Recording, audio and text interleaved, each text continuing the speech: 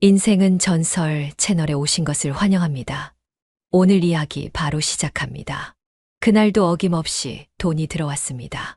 백제은행 입금 500만 원. 익숙한 알림음인데도 들을 때마다 가슴이 한 번씩 내려앉았어요. 처음엔 이 돈이 벌었다는 느낌이 아니었거든요.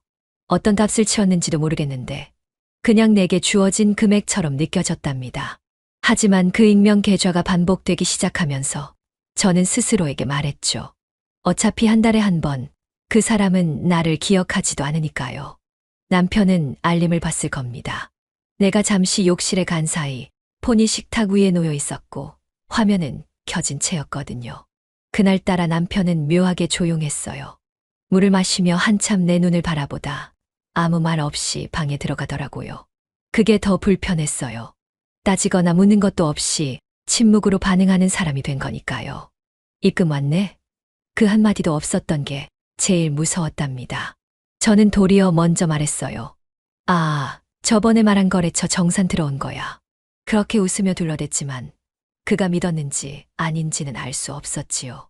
다음 날 거울 앞에 서서 화장을 하려는데 손이 덜덜 떨렸습니다. 립스틱을 입술에 대고 멈추는 순간이 반복됐어요. 내가 무너지고 있다는 걸 가장 먼저 아는 건 내가 아니라 내 몸이더라고요. 그날의 흔적은 시선에도 지워지지 않았고 냄새는 향수로 덮어도 다시 올라왔거든요. 그래도 바쁘게 움직였어요. 아이 간식 준비하고 쓰레기 버리고 생선 손질까지 다 했답니다. 남편이 나가자마자 창문을 열었고 저는 무릎을 꿇고 고개를 떨궜어요. 이게 사랑이 아니라는 건 처음부터 알고 있었지요. 나는 지금 무너지지 않기 위해 돈을 받고 무너지는 중입니다. 아무에게도 들키지 않기 위해 더 눈에 띄게 잘 웃고 있습니다. 남편은 모른 척하고 있고 나는 덮는 척하고 있는 거겠지요. 이게 누구의 잘못인지를 따지기엔 우린 너무 오래 부부였어요. 그날도 입금은 정확했고 나는 또 한 번의 거짓을 준비했답니다. 15일이라는 숫자가 점점 내 몸에 새겨지고 있다는 사실이 두렵네요. 하지만 어쩌면 이 모든 건 처음부터 끝까지 제 선택이었는지도 모르겠습니다. 그 누구에게도 말한 적이 없었습니다. 남편에게도, 친구에게도, 심지어 나를 가장 오래 알고 있다는 언니에게조차 이 이야기는 꺼낸 적이 없어요. 입을 열지 않은 이유는 단순해요. 말이 입 밖으로 나오는 순간 그 말이 내가 짊어진 죄처럼 느껴질까봐 두려웠거든요. 거창한 이유도 없고 심각한 각오도 없었고 그냥 너무 피곤했어요. 웃는 척하고 괜찮은 척하고 엄마 노릇, 아내 노릇하면서도 늘 스스로는 소외된 채 살다 보니까요. 그러다 보니 내 인생이 뭘 위해 흘러가는 건지도 모르겠고 누구 하나 내 이름을 부르지 않는 하루 끝에서 이상하게 멍해진 날이 자꾸 많아졌던 거예요. 그래서였을지도 몰라요. 그날 그 강에서 내가 몸을 열던 순간에도 마음은 아직 어딘가 가만히 식탁 위에 놓여 있었던 건 남편은 내 핸드폰에서 입금 알림을 봤을 겁니다. 내가 샤워하러 들어간 사이 화장대 위에 올려둔 폰 화면이 잠금 없이 그대로였고 마침 그 시간은 15일 저녁 9시쯤이었거든요. 그는 말이 없는 사람이었지만 그날따라 물을 마시는 손이 조금 더 느렸고 나를 보는 눈이 한 박자 더 깊었어요. 하지만 묻지 않았어요. 무슨 돈이야 라는 말도 그 이름 누구야 라는 말도 그 어떤 의심도 꺼내지 않았지요. 그래서 더 이상했어요. 사람이 의심을 품은 걸 눈빛으로만 보여줄 때 그 침묵이 얼마나 살을 조이는지 아시나요? 말보다 침묵이 무서운 순간이 있더라고요. 아무것도 묻지 않으니까 오히려 내가 다 드러난 기분이었고 변명조차 내 마음속에서 먼저 무너져 내리더라고요. 뭐 샀어? 그가 묻던 건 단지 장바구니 소금식들이었는데 나는 마치 범죄 현장을 들킨 사람처럼 흠칫 놀랐어요. 그냥 생선 세일하길래. 그 말은 나도 믿지 않았고 아마 그도 믿지 않았을 거예요. 말끝이 말랐고 눈을 마주치지 못했고 손끝이 비닐봉지를 잡고 있으면서도 어디로 도망쳐야 할지 모르겠더라고요. 그는 다시 말없이 고개만 끄덕였고 난 아이 반찬을 꺼내며 뒷모습을 바라봤어요.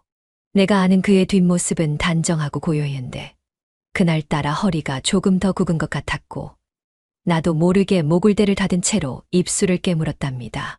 나는 아직도 누구에게도 말하지 않았어요. 나 자신에게조차 이 선택이 옳았는지 묻지 않았습니다. 누군가가 물어봐 준다면 어쩌면 다 털어놓고 싶을지도 몰라요. 나 외로웠어. 나 너무 힘들었어. 나 그냥 사람이고 싶었어.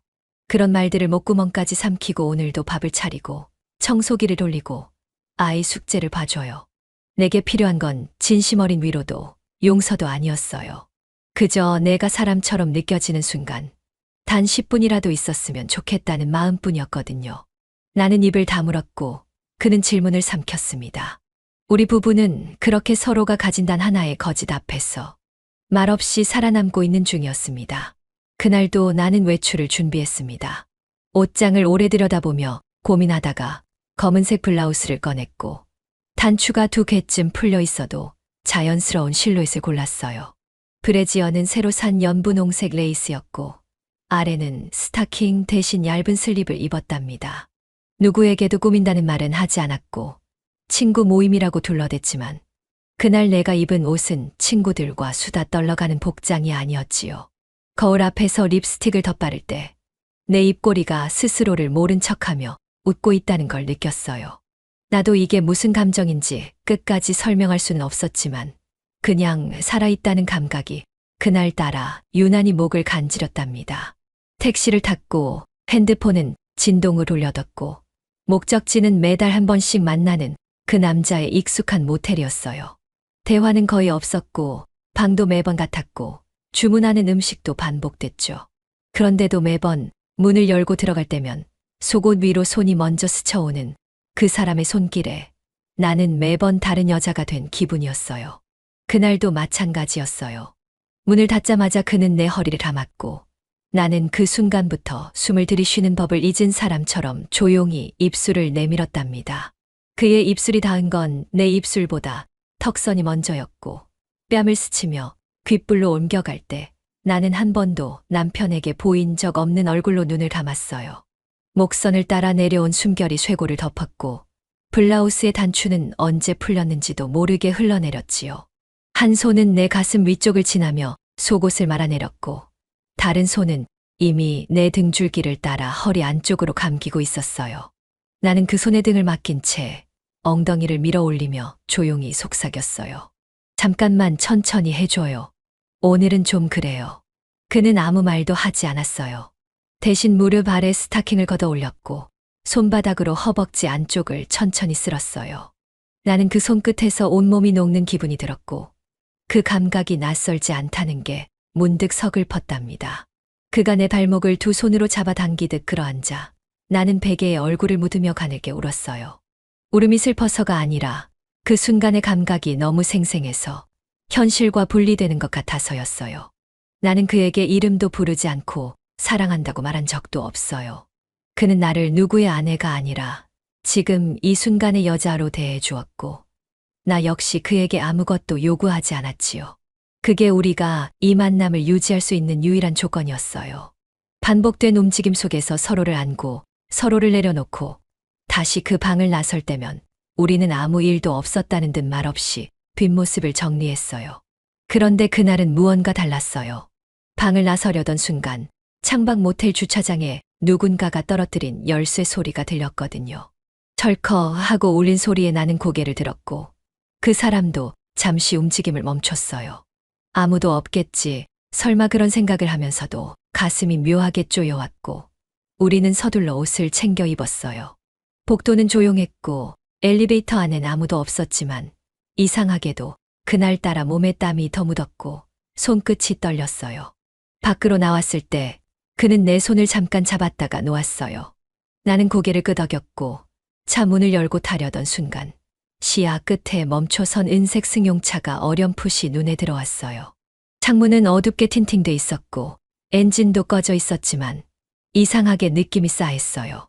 오늘 무슨 일 있었나? 하고 혼잣말을 중얼이며 차에 올랐지만 이미 내 머릿속은 백지처럼 얼어 있었어요. 그날 밤 집에 돌아와 욕실 거울 앞에 섰을 때 내 몸에는 아직 그의 입술 자국이 희미하게 남아 있었어요.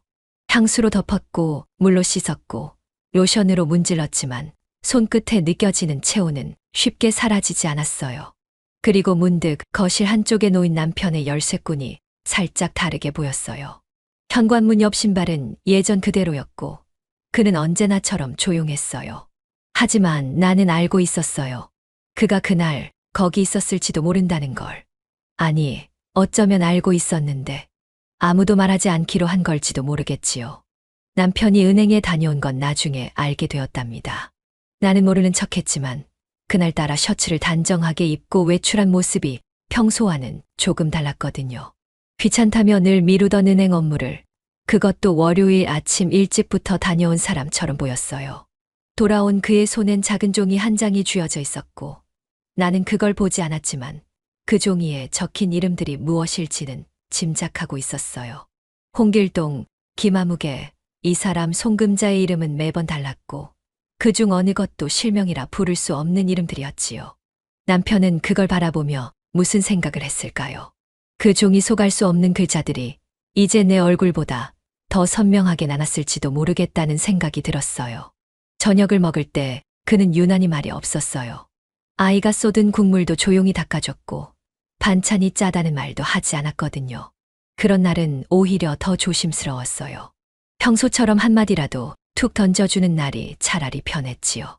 은행 다녀왔어 라고 조심스레 물었을 땐 그는 그냥 고개만 한번 끄덕였고 그 뒤엔 입을 다물었어요. 나는 더 묻지 않았어요. 묻는 순간 대답이 나올까 봐서요.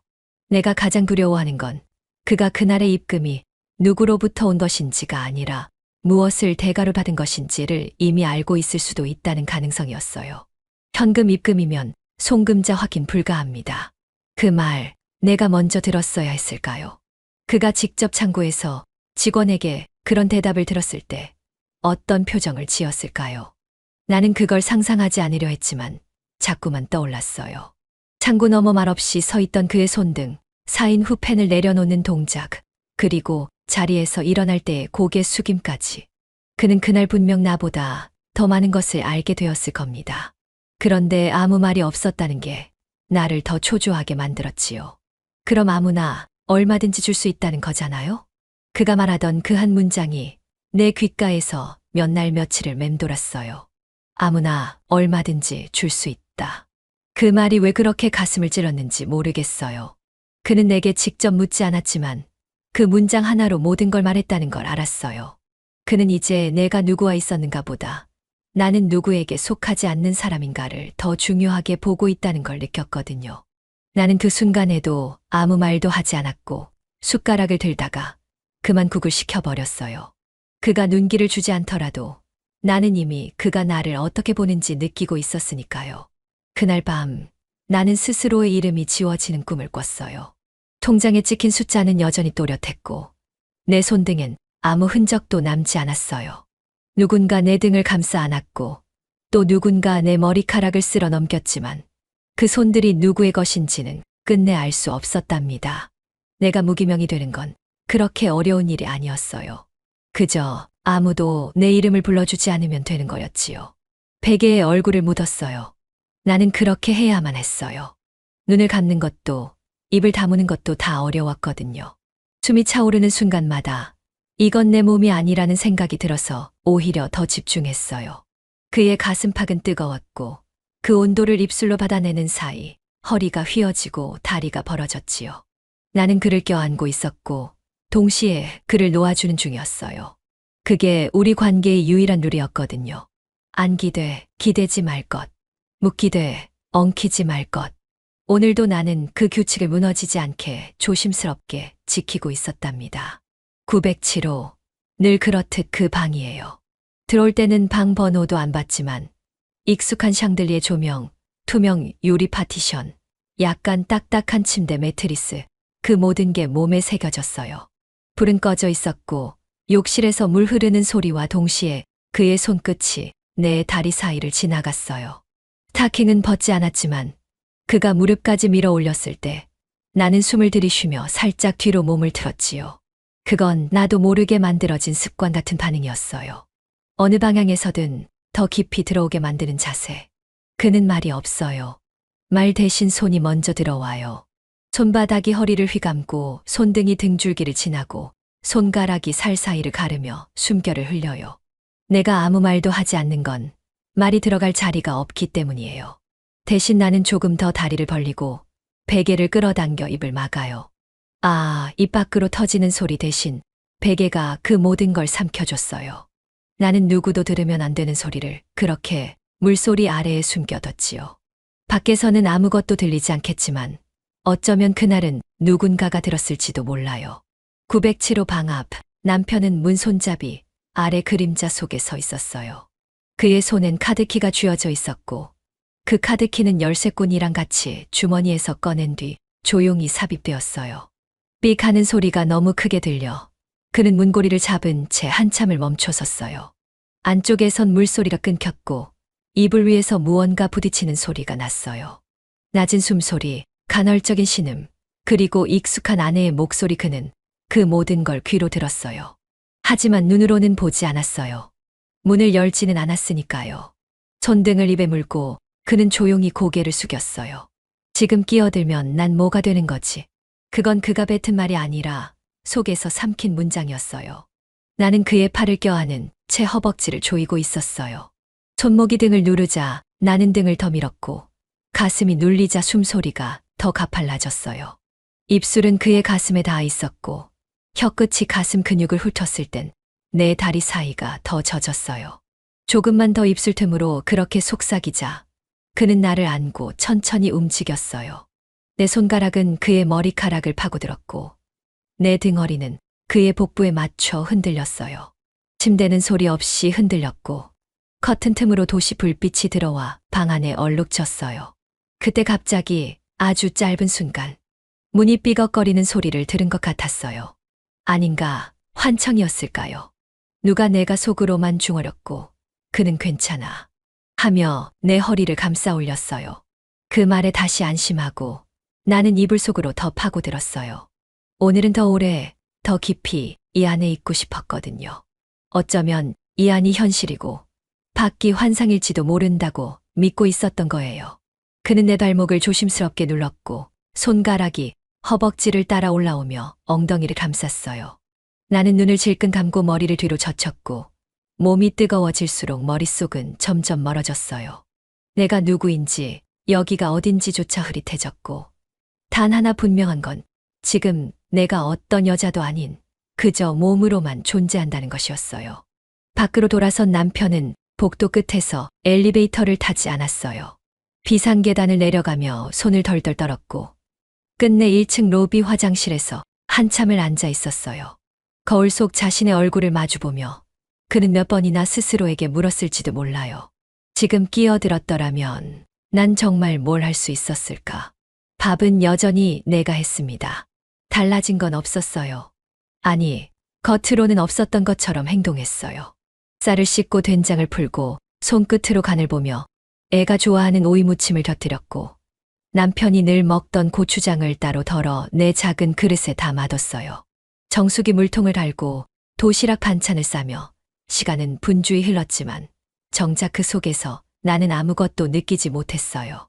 아침은 늘 바쁘고 정신없었기에 그 틈을 빌려 나는 내가 무너지고 있다는 사실을 애써 잊으려 했던 건지도 모르겠어요.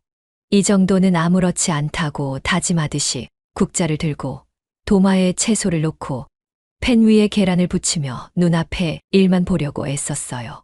식탁에 앉은 남편은 오늘도 고개를 들지 않았습니다. 나도 고개를 숙였지요. 우린 마치 서로 마주치지 않으려고 일부러 동선을 계산하듯 피했고 말도 조심스럽게 골랐어요. 밥 시켰어요. 라고 먼저 말했을 땐 그는 고개를 끄덕였지만 아무 대꾸 없이 숟가락만 들었고 나는 묻지 않았어요. 오늘은 무슨 일 있었냐고, 회사는 어땠냐고, 예전엔 너무도 자연스레 흘러가던 대화들이 모두 사라졌고 남은 건 씹는 소리와 젓가락 부딪히는 작은 금소금뿐이었어요. 텔레비전에서는 아침 뉴스가 흘러나왔지만 그 뉴스마저도 우리에게는 아무것도 아닌 배경일 뿐이었어요. 우리는 같은 공간에 있었지만 동시에 완벽히 멀어져 있었지요. 그가 자리에서 일어나 물컵을 들었을 때 유리잔이 손에서 미끄러지는 줄 알았습니다. 아니, 그건 내 착각이었겠지요. 남편은 그 잔을 꽉 쥔 채 조용히 부엌으로 걸어갔고 그 뒤를 나는 쳐다보지 않았어요. 말없이 뒤처리를 하고 도시락 가방을 챙겨주는 내 손이 잠깐 멈칫했을 때 그는 뒤도 돌아보지 않고 현관문을 열었어요. 잘 다녀오세요. 그 말은 어색하게 내 입에서 튀어나왔고 대답은 들리지 않았어요. 나는 문이 닫히는 소리를 들으며 혼자 웃었어요. 너무 작게 아무도 들을 수 없게. 우리 집이 이렇게 조용했나 싶을 정도로 기이할 만큼 정적만이 남았고 그게 더 무섭게 느껴졌어요. 거울 앞에서 화장을 하면서도 나는 내 눈을 보지 않았어요. 눈가를 그릴 때는 아래로 고개를 숙이고 립스틱을 바를 땐 조심스레 입꼬리만 보았지요. 내 얼굴 속에 남편이 본 그 여자의 잔상이 남아있을까봐 그날 모텔 안에서의 나를 나조차 외면하고 싶었어요. 나는 그 기억이 더러워서가 아니라 너무도 선명하게 남아있어서 무서웠어요. 손끝으로 파운데이션을 펴바르며 이마에 주름을 눌러보며 이 얼굴로 여전히 아내 역할을 하고 있는 게 내 자신에게조차 거짓처럼 느껴졌어요. 거짓인데도 멈출 수 없는 그게 생활이 되어버린 거예요. 세탁기에서 꺼낸 옷을 털다 속옷 하나가 손끝에서 흘러내렸습니다. 그가 본 것일까? 내가 그날 입고 나간 그것을 기억하고 있을까? 그건 너무 작고 얇아서 어떤 감정도 가리지 못할 정도로 명확한 물증이었기에 나는 그것마저 떨며 다시 집어 올렸어요. 그의 옷은 그대로 개켜 정리했고 아이 옷은 따뜻하게 햇살 드는 방에 널었어요.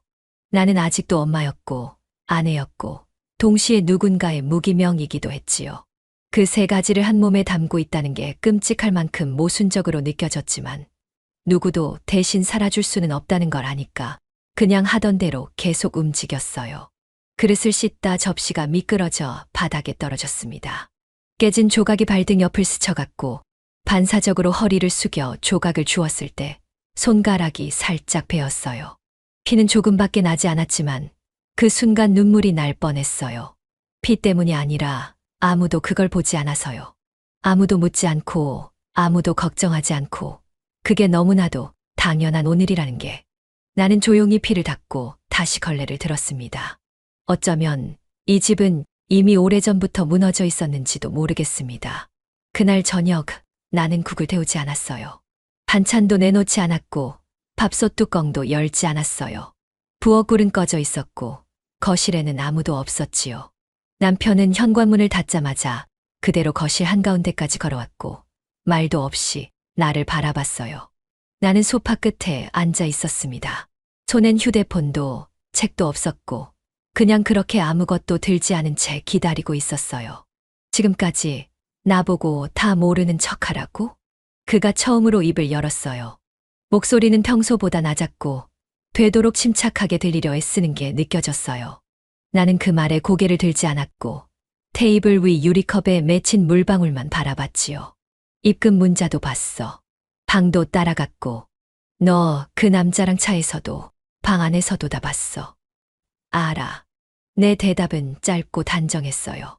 그의 눈이 미세하게 흔들렸어요. 내가 알았다고? 당신이 알게 된 거, 그건 내가 원한 결과였어. 그 말은 정말 오래 생각해둔 문장이었어요. 몇 번이고 머릿속에서 시뮬레이션한 문장. 그가 들으면 어떤 표정을 지을까 상상하면서 연습했던 문장이에요. 나는 지금처럼 아무 감정도 없는 얼굴로 그 말을 꺼낼 수 있을 줄 알았어요. 아니, 꺼내야만 했지요. 그가 거칠게 숨을 내쉬었어요. 손끝이 떨리는 게 보였고 발끝이 바닥을 비틀며 긴장을 풀지 못하고 있었어요. 그걸 지금 말이라고 해? 미워해줘. 날 실컷 미워하고 욕해. 그래야 우리가 이 집에서 계속 살 수 있으니까. 지금 그 말로 뭘 덮으려는 거야? 나 그냥 이 집을 지키고 싶었어. 내 목소리가 처음으로 조금 흔들렸던 순간이에요. 진심이 났다는 증거였어요. 그는 나를 보며 두 발짝 다가왔지만 끝내 손을 뻗지는 않았어요. 왜 그랬는지, 진짜 이유가 뭐야? 그 사람한테 사랑 같은 거라도 있었던 거야? 사랑이었으면 벌써 떠났겠지. 나는 그 대답이 가장 정확하다고 생각했어요. 감정이 아니라 필요였고 구원이 아니라 대가였어요. 그는 그 말을 듣고 어딘가 무너졌는지 턱을 앙다물었어요. 애는 아무것도 모르게 하고 싶었어. 최소한 그 아이에겐 엄마로 남고 싶었거든. 그게 엄마야. 그게 사람이 할 짓이냐고. 그의 말은 날카로웠지만 나를 찌르지는 못했어요. 나는 이미 상처를 깊이 입고 있었고 더는 멍도 나지 않는 사람이 되었으니까요. 그래, 맞아. 사람이 할 짓이 아니었어. 나는 그 말에 고개를 끄덕였어요. 근데 그걸 알면서도 했다는 게 내가 당신보다 더 용기 없는 사람이라는 증거야. 남편은 결국 아무 말도 하지 못한 채 방으로 들어갔어요. 문이 닫히는 소리가 그 어느 때보다 무거웠고 나는 그대로 식탁 옆에 앉아있던 의자에 몸을 기댔어요. 이제부터가 진짜 시작이란 걸 나는 너무도 잘 알고 있었어요. 미워하게 만드는 것, 그게 내가 선택한 방식이었습니다. 노트북의 전원은 꺼진 줄 알았어요. 화면이 어둡게 식은 채 침대 옆에 놓여 있었고 남편이 그걸 조심스레 들여다보는 소리가 방 안에 은은히 퍼졌어요. 숨길 생각은 없었어요. 아니, 정확히는 들키고 싶었던 걸지도 몰라요. 그것마저도 선택이었던 거예요. 비밀번호는 예전 그대로였고 바탕화면 한쪽엔 숨긴 폴더라는 이름으로 만든 폴더 하나가 자리 잡고 있었죠. 클릭 몇 번이면 들어갈 수 있는 곳. 그 폴더 안엔 오직 하나의 문서만 있었어요. 날짜는 2022년 6월 15일. 내가 처음 다시 그 사람을 만난 날. 다이어리의 첫 줄은 이렇게 시작됐지요. 그 사람 다시 날 만났다. 조건은 간단했다. 그날의 기억은 여전히 선명해요. 호텔 라운지 한켠 커튼 뒤 작은 테이블에서 우린 마주 앉았어요. 그는 내게 안부도 미안하다는 말도 먼저 하지 않았어요. 단도직입적인 그 사람답게 그는 곧장 조건을 말했어요. 대면은 월 1회, 위치는 당신이 정해도 돼. 단, 비밀 유지. 입금은 500점. 그때 난 아무 대답도 하지 않고 물컵만 들었다 놨다 했어요. 안에서 무언가 소용돌이치는 걸 느꼈고 동시에 날카로운 유혹 같은 안온함이 번졌어요. 생각해봐. 당신 더는 혼자 감당 못하잖아. 그의 말은 따뜻하지 않았지만 정확했어요. 나는 이미 끝에 서 있었고 그는 그 끝에서 손을 내밀었지요. 그 손은 구원이 아니라 거래였어요. 나는 그 차이를 알고 있었고 그럼에도 손을 잡았어요. 남편이 마우스를 움직이며 문서를 열었을 때 화면에 뜬 건 단순한 글이 아니었어요. 계약서 사본, 서명란에 흐릿하게 찍힌 볼펜 잉크, 그리고 폴더 안에 함께 있던 사진 한 장. 호텔방 안 탁자 위에 펼쳐진 서류와 옆에 올려진 와인잔. 그가 그것들을 천천히 스크롤하며 있는 걸 나는 등을 돌린 채 듣고 있었어요. 진짜 계약이었어. 진짜로. 이런 걸 서명까지. 남편의 숨소리가 달라졌어요. 입술을 꽉 깨문 채 화면을 뚫어져라 보고 있다는 게 느껴졌고 나는 조용히 대답했어요. 그때부터야 이 모든 게 시작된 건 그 순간 나는 어쩌면 끝나길 바랐는지도 몰라요.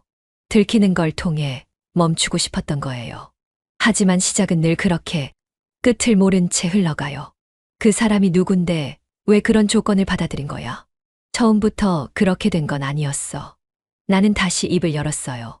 몇 번을 거절했어. 정말 거절하려고 했고, 안 된다고도 했고, 무리라고도 했지.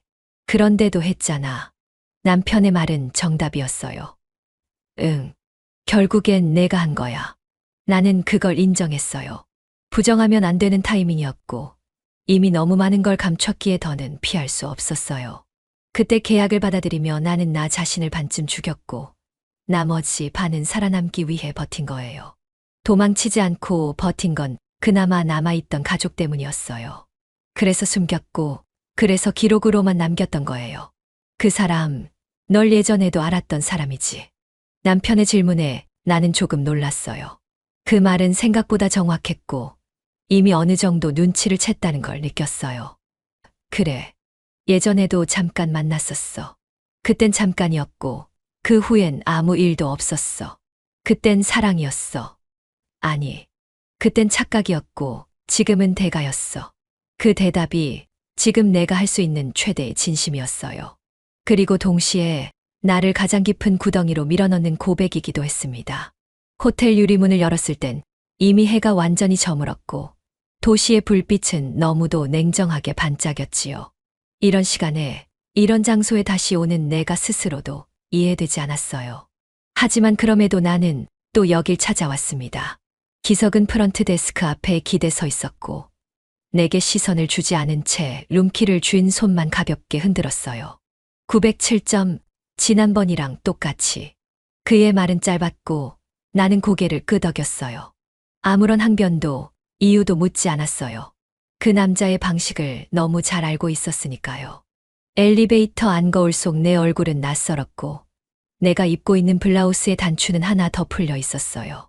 지하주차장에서부터 그를 따라온 시선은 눈치챌 수 없었지만 분명히 느껴지고 있었던 겁니다. 문이 닫히자마자 나는 그의 앞에 섰어요.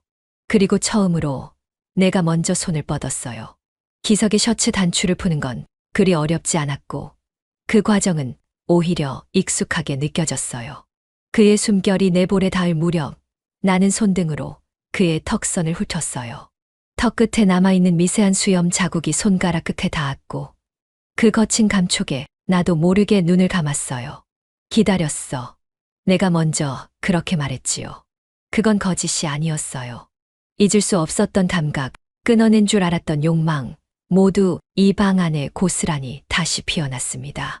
그가 나를 끌어당겼고 나는 저항하지 않았어요.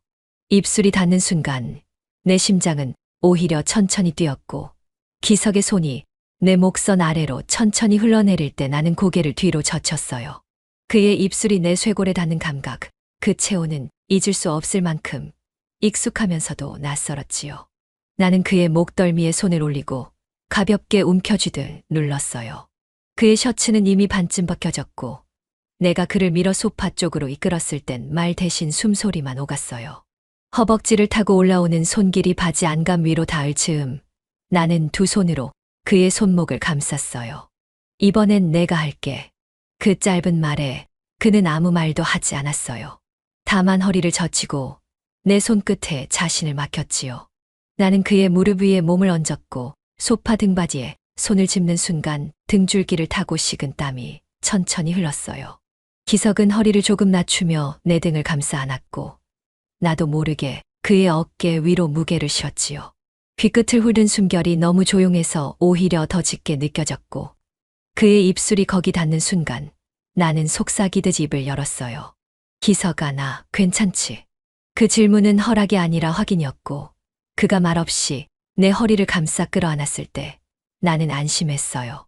그의 손바닥은 의외로 따뜻했고 옷 위로 느껴지는 체온만으로도 나는 충분히 흔들렸어요. 그 손이 점점 내려가며 내 허리를 감싸 안는 순간 나는 어깨를 떨었고 머리카락 사이로 그의 숨이 스며들었어요. 목 뒤를 눌러주는 그 손길에 의지한 채 나는 다시 입을 맞췄습니다. CCTV 모니터실 조명이 꺼진 그 좁은 공간에서 남편은 의자에 앉은 채 화면만 바라보고 있었어요. 입술이 맞닿고 셔츠가 벗겨지고 여자의 손이 남자의 몸을 덮는 그 모든 순간들이 1080프 화질로 그의 눈앞에 재생되고 있었지요. 처음엔 믿지 않았어요. 아니겠지, 아닐 거야 속으로 되뇌었지만 여자가 셔츠를 푸는 순간 손에 든 열쇠를 떨어뜨렸고 이제는 의자 팔걸이를 쥐고 있던 손에 핏기까지 사라졌어요. 지금 끼어들면 난 뭐가 되는 거지? 그가 속삭이듯 내뱉은 그 말은 누구에게도 들리지 않았고 단지 자신의 귓속에서만 메아리 쳤어요. 그리고 다시 화면 속 여자가 남자의 넥타이를 벗기고 귀끝을 깨물듯 키스하는 모습을 보며 그는 천천히 눈을 감았습니다. 방 안은 숨소리만 가득했어요. 기석은 나를 밀지 않았고 나는 더 이상 이유를 찾지 않았어요. 한 겹씩 꺾여지는 옷과 속에 감춰뒀던 감정이 겹쳐지며 나는 점점 깊은 곳으로 끌려 들어갔지요. 그는 내 머리카락을 가만히 쓸며 귓불에 입술을 대고 말했어요. 이번엔 너였어. 예전엔 내가 먼저였는데. 나는 웃었어요. 그땐 내가 사랑이었고 지금은 내가 필요야. 그 말은 나 자신에게조차 낯설었지만 순간만큼은 진심이었어요. 침대는 생각보다 더 차가웠어요. 하지만 그의 손끝이 내 어깨를 덮는 순간 그 냉기를 잊었지요. 기석은 내 블라우스를 천천히 젖혔고 드러난 쇄골 위에 입술을 대고 머물렀어요. 입술이 닿은 자리가 따끔거릴 만큼 뜨거웠고 나는 숨을 들이쉬며 그를 껴안았어요. 그의 손은 내 가슴 위쪽을 살며시 누르며 호흡을 잃듯 움직였고 나는 더 이상 도망칠 수 없다는 걸 알았어요. 이건 계획된 일이 아니었고 피할 수 있는 유혹도 아니었어요. 기석의 손가락이 내 손을 잡고 사이사이로 엇갈려 들어오는 순간 나는 눈을 감았어요. 복부 옆 라인을 따라 내려가던 그의 손길이 허리 아래쪽으로 파고들었고 나는 등허리를 젖히며 고개를 들었어요. 그 입술이 다시 내 입술 위에 포개지는 순간 세상 모든 소리가 사라진 것 같았어요. 모니터실 안 남편은 더 이상 화면을 보지 않았어요. 눈을 감은 채 귀를 막은 채 그 자리에 앉아 있었지요. 처음엔 그녀가 얼마나 나빠졌는지를 판단하려 했어요. 하지만 지금 그는 판단조차 포기한 얼굴이었어요. 그가 봤던 건 육체의 배신이 아니라 그녀가 사랑하지 않는다는 증거였어요. 그녀는 낯선 남자 위에서 웃었고 스스로 옷을 벗었으며 누군가의 품 안에서 안정을 찾았어요. 그리고 자신은 그 장면을 제일 먼저 목격한 단 한 사람이 되었어요. 사랑은 끝났어. 그는 그렇게 중얼이며 의자에서 천천히 일어났어요. 이 여자를 나는 이제 사랑하지 않는다. 그 말이 진짜인지 복수의 서막인지 그 누구도 아직은 알 수 없었습니다. 다시는 안 만날 거예요. 그날 밤 식탁 앞에 앉아 있는 남편에게 나는 그렇게 말했어요. 그가 무슨 말을 하든 어떤 표정을 짓든 다 감당할 수 있다고 생각했거든요. 그런데 그는 숟가락을 놓지도 눈을 들지도 않았어요. 그래. 앞으로도 돈은 잘 벌어와. 고요한 말이었지만 그 말 안에는 경멸도 체념도 그리고 더는 나를 지키지 않겠다는 무언의 선언이 함께 있었어요. 그 순간 깨달았어요. 내가 자르고 싶은 건 관계였고 그가 자른 건 마음이었어요. 나는 아직 붙잡고 있는 중인데 그는 벌써 훨씬 멀리 가 있었다는 거요. 더는 그와 다투지도 울지도 애원하지 않았어요. 왜냐하면 아무것도 되돌릴 수 없다는 걸 알아버렸으니까요. 장을 보고 돌아왔을 뿐인데 현관문 손잡이를 쥔 순간부터 손끝이 싸늘하게 식었습니다. 문을 여니 집안은 정돈되어 있었고 거실에는 아무도 없었으며 욕실 안쪽에서 희미하게 흘러나오는 음악 소리만이 살아있었어요. 남편은 거울 앞에 서서 팔을 돌리고 있었고 그의 등은 무언가를 꾸역꾸역 참는 사람처럼 굳어 있었지만 내가 들어온 걸 알아차리고도 고개조차 돌리지 않았죠. 나는 말없이 장바구니를 식탁 위에 올려두고 익숙한 루틴처럼 냉장고를 여러 상추와 대파, 두부를 하나씩 꺼내면서 괜히 바쁜 척 움직이며 이 침묵을 채우려 했었다. 그때였다. 욕실 세면대 위에 무심하게 던져둔 남편의 휴대폰 화면이 깜박이며 켜졌고 그 짧은 진동 하나에 고개를 돌린 나는 눈에 익지 않은 이름과 함께 뜬 메시지를 보게 되었습니다. 오늘도 고마웠어요.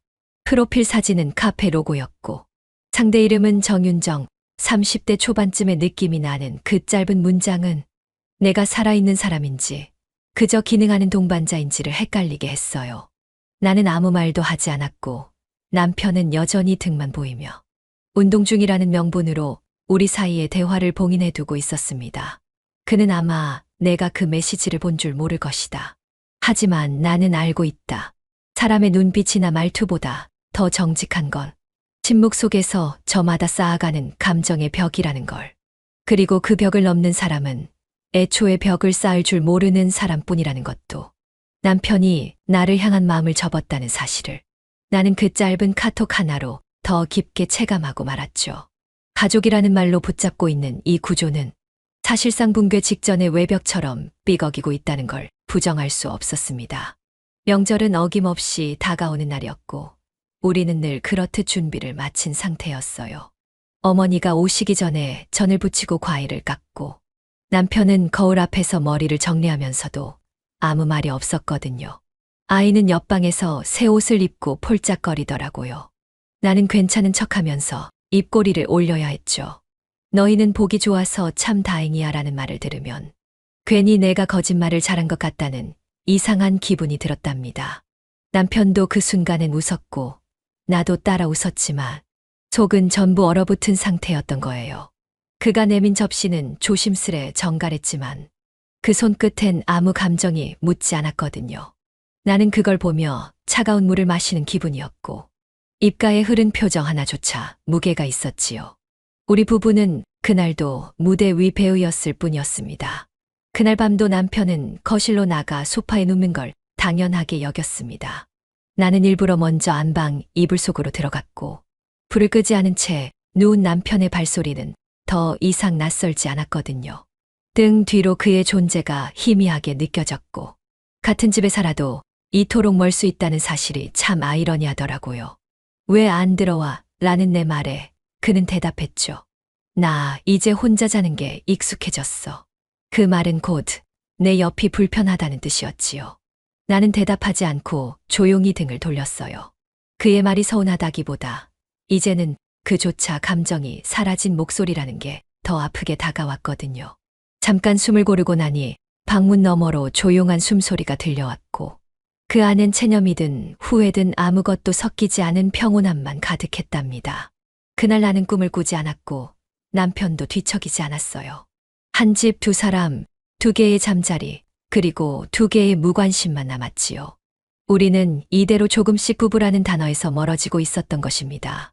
서랍 깊은 곳에서 오래된 서류 봉투 하나가 조용히 꺼내졌습니다. 남편은 아무 말도 없이 그 종이 뭉치를 바라보다가 갑자기 손가락으로 힘을 줘 찢기 시작했거든요. 이혼이라는 단어가 반으로 갈라지고 도장이 찍힌 면도 갈기갈기 찢기더라고요. 나는 그 소리를 들으며 등줄기를 따라 뭔가 싸늘하게 식는 기분이 들었지요. 넌 이혼할 자격조차 없어. 그는 고개를 들지도 않은 채 그렇게 말했답니다. 그 말은 선언이었고 동시에 벌이었으며 나라는 인간에 대한 경멸이기도 했습니다. 나는 그가 날 떠나지 않는 이유를 알고 있었어요. 그에게 나는 여자가 아닌 유일한 고정 수입원이었으니까요. 그는 법적으로 나와 엮여 있어야만 아이도, 집도, 체면도 유지할 수 있었고 나는 아이의 미래를 핑계 삼아 그 관계를 계속 연장하고 있었거든요. 이 여자, 몸 팔아 돈 버는 여자야. 그의 혼잣말은 마치 어떤 전장에 던져진 깃발처럼 꽂혀 내내 귓가에 울렸고 그 돈으로 아이 교육시키는 남편이지. 라는 말은 서로가 얼마나 끔찍하게 타협하고 있는지를 증명하는 결론이었습니다. 그날도 나는 오후 2시 백화점 지하주차장 앞에서 기다렸습니다. 그 남자는 여전히 향수를 쉽게 뿌렸고 나는 습관처럼 립스틱을 바꿨거든요. 모든 게 익숙해지고 무뎌지고 차라리 기계처럼 반복됐죠. 처음엔 죄책감이 있었지만 지금은 감정도 반응도 없는 사람이 되어 있었어요. 호텔 프런트에서 방 번호를 확인할 때도 침대에 몸을 기댈 때도 나는 늘 그날의 입금을 떠올리며 눈을 감았답니다. 이게 우리 가족을 위한 선택이었잖아요. 그렇게 되뇌며 버텼지요. 남편도 마찬가지였겠지요. 그는 요즘 자주 늦게 들어왔고 옷에 카페 향이 배어 있었어요. 입가에 묻은 미소가 낯설 만큼 부드럽더라고요.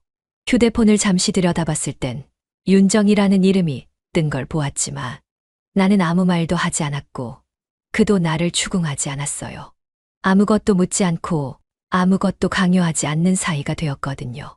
차라리 이게 더 평화로울 수 있다는 사실이 아이러니했답니다. 그는 복수를 다 했다고 생각하겠죠. 날 떠나지 않고 대신 나 없이 살고 있다는 걸 보여주는 방식으로요. 하지만 나는 아직도 그가 내 곁에 있다고 믿고 싶었어요. 그게 가장 잔인한 착각이라는 걸 알면서도 외면한 채 살아가고 있었답니다. 끝난 전쟁에서 나만 혼자 깃발을 들고 서 있는 기분이었고 그는 이미 오래전부터 그 자리를 비워둔 사람이었던 것입니다.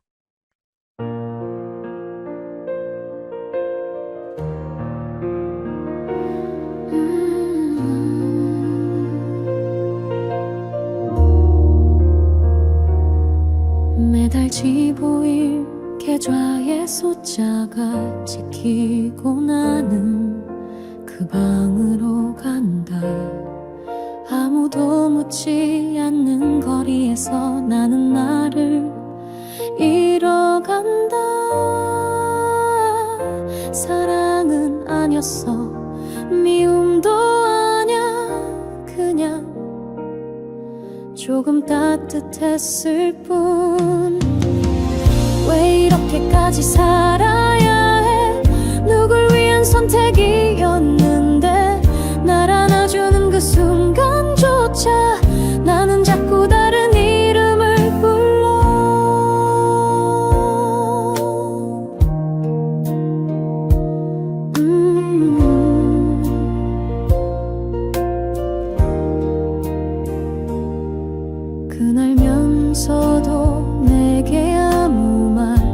보이지 않아. 그 침묵이 나를 찌른다. 욕해줘, 묻어줘. 이렇게는 끝내지 마.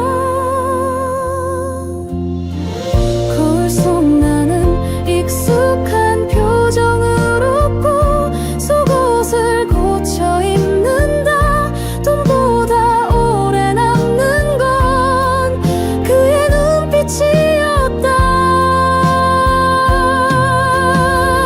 난 지금도 살아야 해. 남겨진 아이 낡은 집. 그날도 방은 따뜻했지만 내 안은 얼어 있었다.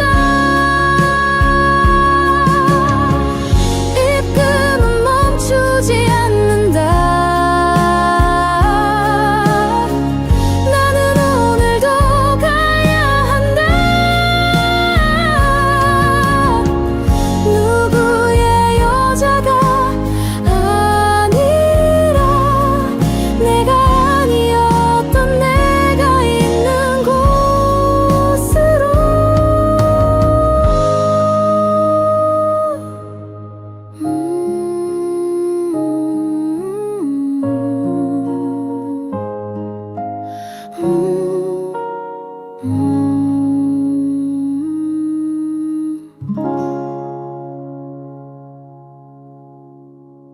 인생은 전설 채널에 오신 것을 환영합니다. 오늘 이야기 바로 시작합니다. 저는 광명에 사는 38살 윤서연입니다. 결혼 7년 차고 아이는 없지만 남편과 둘이 살고 있어요. 작은 단지하에 사는데 벌써 두 번째 장마철을 맞으니 벽지는 눅눅하고 곰팡이는 약으로도 안 잡히더라고요. 남편은 무역회사 영업 쪽이라 주말에도 전화가 울리는데 요즘은 새벽 회의에 출장까지 겹쳐 도저히 집 구경은 꿈도 못 꿨답니다. 그래서 결국 제가 혼자 나섰고 발품을 팔던 어느 날 그를 처음 만난 거예요. 이름은 지후. 처음엔 그냥 젊은 중개사였어요. 깔끔한 셔츠에 웃을 때 눈이 반달이 되는 사람이었거든요. 힘드셨겠어요. 요즘 전세씨가 말라서 마음고생도 많으셨겠네요. 이 동네에 괜찮은 집 제가 골라드릴게요. 하루라도 빨리 편하게 쉬셨으면 해서요. 아, 저요? 혼자 보는 것보단 나아요. 아내분 감각이 더 정확하잖아요? 계약은 천천히 하셔도 돼요. 일단 마음 편한 집부터 보러 가요. 낯설고 바쁜 동네에서 누군가가 그렇게 따뜻하게 말해주는 건 오랜만이었습니다. 그날 이후 저는 이 남자에게 마음을 열면 안 되겠다는 생각을 자주 하게 됐습니다. 하지만 이상하죠. 그런 경계는 늘 마음보다 한 발짝 늦게 움직이더라고요. 그래서 시작되었습니다. 제 인생에서 가장 위험한 봄. 그 전세 계약은 단지 집만 바꾸는 게 아니었답니다. 결국 저는 집이 아니라 가정을 잃을 뻔했던 것입니다. 그날도 마찬가지였어요. 또 하나의 매물을 보러 가기 위해 지우 씨와 약속한 장소로 나섰습니다. 원래는 남편이 옆에 있어야 할 일이지만 이번에도 업무가 바쁘다며 빠졌거든요. 솔직히 처음엔 혼자서도 할 수 있다고 생각했어요. 그런데 막상 일대를 돌다 보니 한두 번이 아니니 조금은 지치더라고요. 그 와중에 지우 씨는 늘 같은 말투였어요. 오늘도 고생 많으셨어요. 조금만 더 둘러보면 진짜 괜찮은 데 나올 거예요.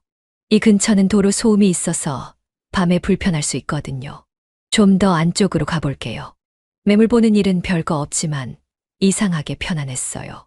지우 씨는 늘 정중했고 말이 느린 편인데 그 느린 말투가 오히려 사람을 안정시키는 면이 있더라고요. 커피 한 잔 마시며 잠깐 쉬자는 제안도 자연스러웠고 가벼운 농담 하나 없이도 이상하게 웃게 되는 순간이 있었어요. 의도적으로 다가오는 느낌이 전혀 없었거든요. 요즘 이렇게 웃는 거 오랜만이네요. 그 말이 오히려 저를 더 경계하게 만들었어요. 왜 이렇게 웃게 되는 걸까? 이 남자 앞에서. 처음 보는 집보다 처음 듣는 말투가 더 오래 남았던 날이었습니다. 오늘 하루가 그냥 부동산 투어가 아니었다는 걸 나중에서야 알게 되었습니다. 아무 생각 없이 대화를 이어가던 중이었어요. 평소처럼 주차장 옆 벤치에 앉아 다음 매물 위치를 검색하던 중 남편 이름이 불쑥 제 입에서 튀어나온 거예요. 아, 저희 남편도 예전에 여기 지나가다가 여기는 무조건 피하라고 했었거든요. 그렇게 가볍게 말했는데 지우 씨가 고개를 살짝 들더니 멈칫하며 묻더라고요. 혹시 한태석 선배님 말씀하신 거예요? 네, 태석이요. 헉, 설마 결혼하신 분이 그 선배님 아내세요? 그 순간 시간이 잠깐 멈춘 것 같았어요. 머릿속이 하얘졌고 목덜미부터 얼굴까지 열이 확 올랐어요. 민망했지만 이상하게도 웃음이 났고 지우 씨도 따라 웃더라고요.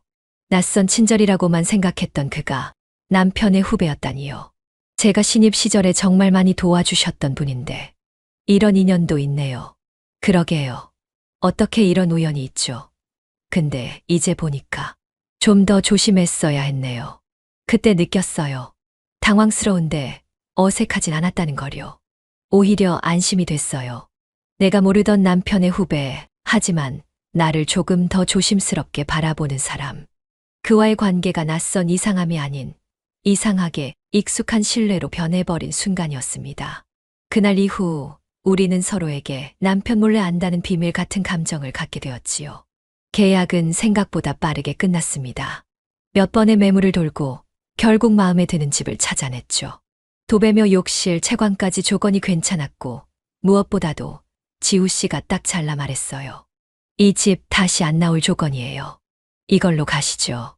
순간 망설였지만 더 이상 시간을 끌 여유도 없었기에 저는 고개를 끄덕였습니다. 실은 더 이상 지우 씨와 집을 보러 다닌다는 핑계를 계속 만들고 싶지도 않았어요. 이유를 알 수 없는 뜨거움이 어깨 언저리까지 퍼졌거든요. 서류를 작성하고 잔금 날짜까지 조율한 뒤 그는 계약서를 가지런히 접어 제게 건넸어요. 축하드려요. 이제 집을 구해서 마음이 편하시겠네요. 네, 덕분이에요. 너무 고생 많으셨어요. 저는 그저 중개사일 뿐인데요. 하지만 좋은 집은 좋은 사람이 사야 하잖아요. 그 말이 조금 묘하게 들렸어요. 좋은 사람이라는 말은 단지 거래 상대를 높여주는 빈말처럼 느껴지지 않았어요. 잠깐 그의 손끝이 제 손등을 스쳤을 때 그저 서류를 넘겨주는 동작이었는데 그 감촉이 오래 남았어요. 따뜻하거나 무례하거나 그런 건 아니었지만 묘했어요. 잘 사셔야죠. 이젠 진짜 시작이네요. 그는 그렇게 말하고 웃었습니다. 그의 말은 정리였지만 제 마음은 아직 혼란 속에 있었습니다. 계약서 한 장으로 정리된 우리 사이, 하지만 아직 감정은 서명하지 못한 채였습니다. 집은 마련했지만 마음은 아직 갈 곳을 못 찾고 있었던 것 같았습니다. 비가 올 듯 흐린 오후였어요. 전세 잔금 정리를 위해 다시 찾은 집은 여전히 비어 있었고 도배와 장판 냄새가 남아 있더라고요. 남편은 일이 바쁘다며 또 빠졌고 결국 저는 혼자였죠. 괜찮다고는 했지만 솔직히 그 집 안에서 혼자 지우를 다시 마주할 거라고는 마음이 괜히 울렁거리더라고요. 잠깐만요. 여기 앉아도 돼요? 지우가 창가 쪽 새로 들여놓은 접이식 의자를 가리키며 묻는데 저도 모르게 고개를 끄덕이고 말았습니다. 작은 테이블에 펴놓은 계약 서류 옆에 커피 두 잔이 놓였고 문서보다 그의 손이 자꾸 눈에 들어오더라고요. 이 동네 진짜 좋아요. 집도 잘 나오셨고요. 지우는 말끝마다 웃음을 걸었는데 그 미소가 점점 익숙해지고 있다는 게 저 스스로가 이상했답니다. 커피잔을 들며 손등이 스쳤는데 순간 얼음처럼 식은 제 손끝이 그의 체온에 젖듯 말았어요. 아, 죄송해요. 제가 먼저 뺐지만 그는 웃기만 했죠. 괜찮아요. 떨리시나 봐요. 어머, 그런 거 아니에요. 말은 그렇게 했지만 제 심장은 저를 배신하듯 뛰고 있었어요. 계약금, 중도금, 잔금. 모든 서류는 끝났는데 이상하게 그날은 집을 나서고 싶지가 않았답니다. 지우가 창문을 닫으려 일어섰을 때 바람이 스르르 커튼을 밀었고 그 뒤로 그의 손이 제 뺨을 닿기 전 잠깐 망설였어요. 다 끝났네요. 계약도 2년도. 그는 말했지만 눈빛은 전혀 그렇게 말하고 있지 않았습니다.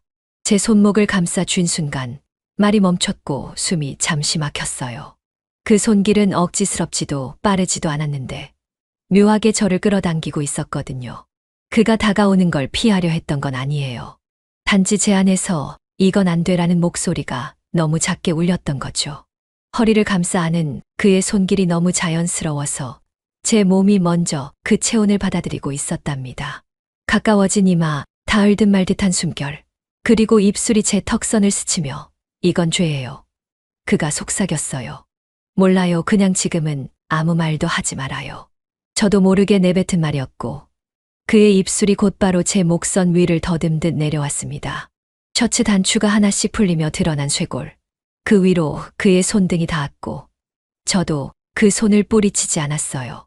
허리 아래까지 감싸 안긴 채 몸을 실어 안기니 그의 등허리와 등줄기가 제 손가락 사이를 채우듯 떨리고 있었답니다. 이건 우연이 아니라 그날을 기다려왔던 손짓이었고 저 역시 그 흐름에 무너지듯 기댄 거였어요. 커트 지퍼가 뒷부분에서 내려갈 때 저는 그저 입술을 깨물며 고개를 돌렸고 그의 손이 허벅지를 지나 발목까지 내려오며 스타킹을 걷어내는 동안 제 입술은 그의 입꼬리에 닿았고 그는 몸을 틀어 가슴 위쪽을 스치며 포개졌습니다. 숨소리조차 겹쳐진 채 그는 제 귀끝에 입을 대고 이건 잠깐이 아니에요. 저는 오래 참았어요. 그렇게 말하더군요. 지우 씨 말은 잘리지 않았고 감정은 멈추지 않았어요. 비어있는 그 집, 이사도 오기 전인데 이미 누군가의 체온으로 가득 찬 공간이 되어버린 것 같았어요. 그가 저를 침대가 아닌 거실 매트 위로 부드럽게 눕히며 속삭였죠. 괜찮아요. 아무도 몰라요. 제 손은 그의 머리카락을 감싸 쥐었고 그의 손은 제 등줄기를 따라 올라왔다가 다시 허리를 감싸며 제 엉덩이를 쥐었어요. 처음의 키스보다 더 깊숙한 키스는 제 턱선을 지나 목 아래까지 마치 기억을 새기듯 이어졌습니다. 다 끝난 줄 알았던 잔금날. 그날 저는 계약서보다 더 지워지지 않는 흔적을 남겼던 것 같습니다. 비는 내리지 않았지만 창밖의 흐림은 여전히 우리를 가려주는 듯 했어요. 그저 하루의 실수였다 말하려 했지만 사실은 그게 시작이었다는 걸 제 몸이 먼저 알고 있었던 겁니다. 그날 이후 저는 전셋집이 아니라 마음 한구석을 내어주게 된 것 같습니다. 이사하고도 연락은 자연스럽게 이어졌습니다. 처음엔 단순히 집에 생긴 문제 때문이라 둘러댔지만 마음은 이미 핑계를 기다리고 있었어요. AS 요청이라는 말 아래 숨겨진 건 사실 지우라는 사람을 다시 보고 싶다는 감정이었죠. 남편은 여전히 늦게 귀가했고 저는 늘 혼자 밥을 먹고 혼자 불을 끄고 혼자 창밖을 보며 앉아 있었답니다. 그런 반복 속에 초인종 소리 하나가 유일한 기대가 되어갔습니다. 이제 진짜 고칠 건 다 고친 것 같아요. 지우가 수도 밸브를 닫으며 말했어요. 이번엔 제가 좀 민망하네요. 자꾸 괜히 부르는 것 같아서요. 괜찮아요. 요즘은 오히려 불러주셔야 제가 좀 숨통이 트이거든요.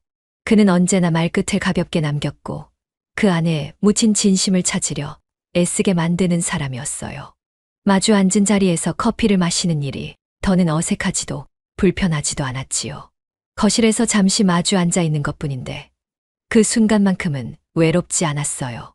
어쩌면 제가 그걸 원했던 건지도 모르겠습니다. 누군가가 내 집을 아는 것, 나의 생활에 스며든다는 게 이렇게 따뜻할 수도 있다는 걸 그제야 느꼈거든요. 그날 지우는 조용히 말했어요. 요즘 제 일상에서 자꾸 떠오르세요. 그 말이 들린 순간 방 안의 공기가 바뀌었고 제 심장은 천천히 고동을 높였습니다. 그의 눈빛이 웃고 있었지만 그 아래엔 깊은 망설임이 있었지요. 저는 아무 말도 하지 못한 채 그 말의 여운을 입술에 물고 고개만 숙였어요. 혼자 있는 밤이면 저는 휴대폰을 몇 번이나 열었다 닫았고 지우가 보냈던 메시지들을 되짚으며 한 글자, 한 이모티콘까지 분석하고 또 되새겼습니다. 이건 그냥 예의일까? 진심이었을까? 그런 생각을 하다 보면 어느새 새벽 2시가 지나 있었어요. 하루에 한 번, 두 번. 지우와의 연락이 없으면 불안해지는 날들이 이어졌고 문득 거울을 볼 때마다 제 표정이 이상하게 부드러워져 있음을 느꼈습니다.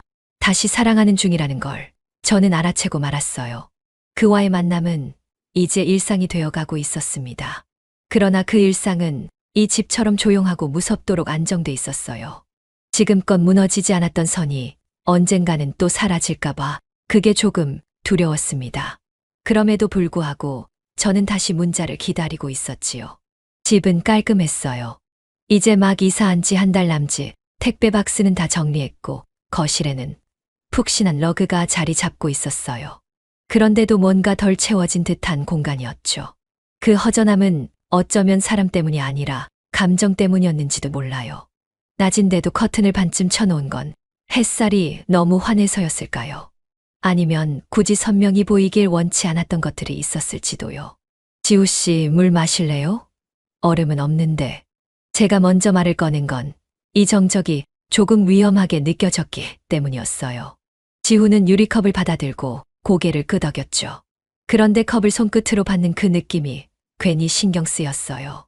컵 유리에 닿은 손가락 마디, 무심한 듯한 그 손바닥 온기가 제 손등을 스쳤을 뿐인데 왜 그렇게 오래 남았을까요? 오늘 집 참 예쁘네요. 깔끔하고 따뜻하고. 아직 부족하죠. 아직 커튼도 다 못 달았고. 근데 그런 게 더 좋아요.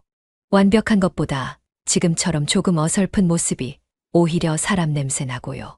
지후의 말은 그냥 던진 것 같았지만 이상하게 제 마음 한 구석이 간질거렸어요.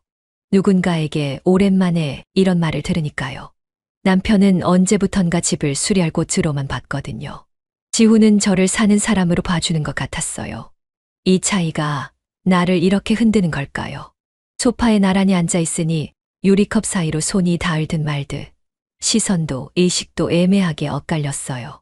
그런데 웃긴 건 와인을 꺼내온 사람은 저였다는 거예요. 점심인데 무슨 와인이야 생각하면서도 냉장고 문을 열었고 마치 그걸 핑계 삼아버린 기분이었죠. 와인 마셔도 돼요? 지금 한 잔쯤 어때요? 일도 다 끝났는데. 지우가 웃으며 고개를 끄덕였고 우리는 말없이 잔을 채웠어요. 잔을 부딪힌 건 아니었어요. 그냥 들고 있다가 한 모금씩 마셨죠. 그런데 그 침묵이 점점 묘하게 변했어요. 더는 말이 필요 없다는 의미로 바뀌는 순간들이 있었어요. 그게 바로 지금이었어요. 잔을 놓자마자 지우가 살짝 몸을 태웠고 제 옆에 기대듯 앉았어요. 그러곤 아주 천천히 제 얼굴을 바라봤죠. 시선이 부드럽게 흐르다가 제 입꼬리에 머물렀어요. 그리고 한마디. 오늘은 그냥 보고만 있으면 안 될 것 같아요. 그 순간 제 심장이 가볍게 미끄러졌어요. 입술이 닿는 순간 저는 눈을 감지 않았어요. 감을 수가 없었어요. 처음엔 가벼웠고 미안할 만큼 조심스러웠고 그러다 입술이 입술을 감싸 안는 그 짧은 순간 머리가 어지러울 정도였어요. 입꼬리를 따라 턱선으로 이어지던 그 입맞춤은 단순한 스킨십이 아니라 위로였고 확인이었어요. 손이 움직이기 시작했어요. 제 허리를 감싸며 천천히 등허리를 따라 올라갔고 블라우스 자락 사이로 닿는 손끝이 저를 숨죽이게 했어요. 거기까지예요.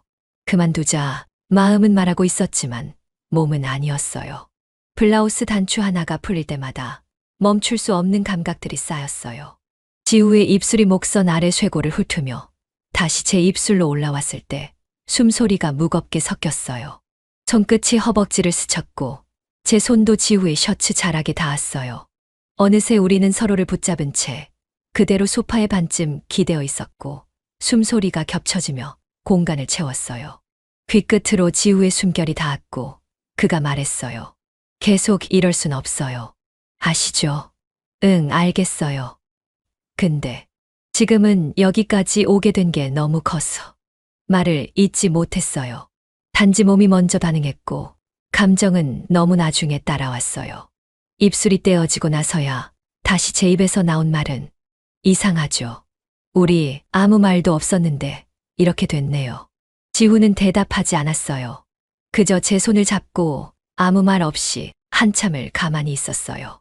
그 침묵이 생각보다 오래 머물렀습니다. 달걀찜에 물을 조금 더 넣었습니다. 원래대로라면 푸딩처럼 몽글몽글해야 맞지만 오늘은 왠지 그보다 더 부드럽고 흘러내릴 정도로 만들어 보고 싶었어요. 남편이 좋아하는 음식이지만 어쩐지 제 손끝에 맥이 풀려 있던 탓인지 간이 맞는지조차 확신이 없었지요. 식탁에 수저를 놓으며 이 사람은 모르겠지. 내가 요즘 어떤 마음으로 지내는지 혼잣말을 삼켰습니다. 맛있네. 근데 왜 이렇게 부드러워졌어? 남편은 무심히 묻고 저는 애써 웃으며 그냥 오늘은 좀 다르게 해보고 싶었어요라고 말했지만 웃음이 억지로 당긴 실밥처럼 입꼬리에 걸렸어요. 어쩌면 달걀찜이 아니라 저 자신이 흘러내리고 있었던 건 아닐까요? 매일 함께 있어도 마음은 닿지 않을 수 있다는 걸 이젠 알게 되었으니까요. 그날 오후 지후에게 연락이 왔습니다. 형수님, 예전에 말씀하신 수도꼭지 교체 기사 안 오면 제가 봐드릴게요. 저는 거절해야 한다고 생각하면서도 혹시 근처세요? 라고 되묻고 있었습니다. 우리 집 앞까지 다녀간다며 가볍게 웃는 지후의 메시지를 보며 왜 가슴이 먼저 반응하는지 저도 모르겠더라고요. 현관문을 열었을 때 지우는 늘 그렇듯 환한 얼굴이었어요. 무겁지도 않은 공구 상자를 들고 머리를 살짝 넘기며 말했죠. 형도 형수님을 모르실 거예요. 전 알아요. 뭘 좋아하는지, 뭘 싫어하는지, 언제 가장 예뻐 보이는지. 저는 그 말을 외면하려 했지만 귓속까지 울리는 속삭임의 손끝이 저절로 떨렸어요.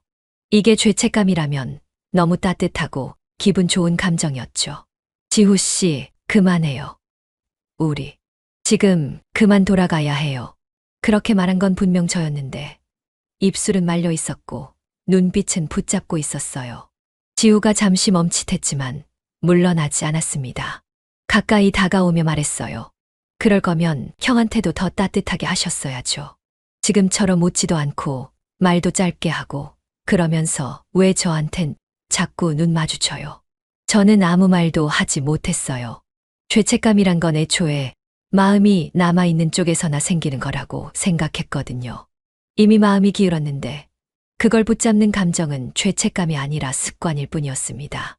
저도 모르게 한 발짝 물러서며 다음엔 연락하지 말아요라고 말했지만 그 말조차 나약했어요. 지후는 돌아가며 말했습니다. 형수님, 죄책감이 문제 아니라는 거 알아요. 그건 마음이 움직였다는 증거잖아요. 현관문이 닫히고 나서야 무너졌습니다.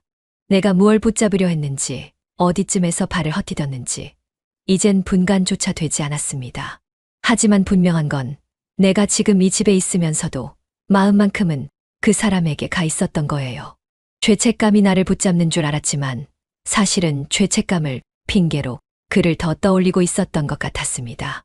모든 걸 다 잃고 난 후에야 우리가 언제부터 이 길로 들어섰는지 알게 될지도 모르겠다는 생각이 들었습니다. 그저 늦지 않았기를 바랐을 뿐입니다. 조용한 오후였습니다.